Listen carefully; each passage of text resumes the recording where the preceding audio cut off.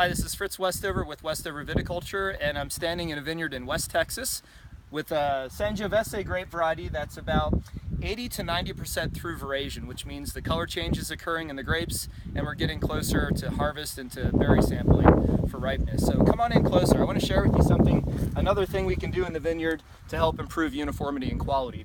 Earlier in the season, the crew went through and dropped some fruit in this vineyard to get rid of the excessive crop load. We were aiming for about 3.5 to 4 tons an acre. But if you notice, now that we're getting through color change, some of these clusters are still very hard and green, and they're still behind in ripening. So what I'd like to do is share a method you could use for thinning fruit out late in the season that's going to help with uniformity of the crop. So we've got some fruit up here that's relatively ripe. We've got a few clusters here that are still hard and green. If you pass through around 80 to 90% through veraison, you could really see which clusters are lagging. If you wait until you're closer to harvest, these green clusters may start to change color, and it's more difficult to find those clusters that are behind in ripeness. So now we can go through pretty easily, grab those clusters that are mostly green and remove those from the vineyard.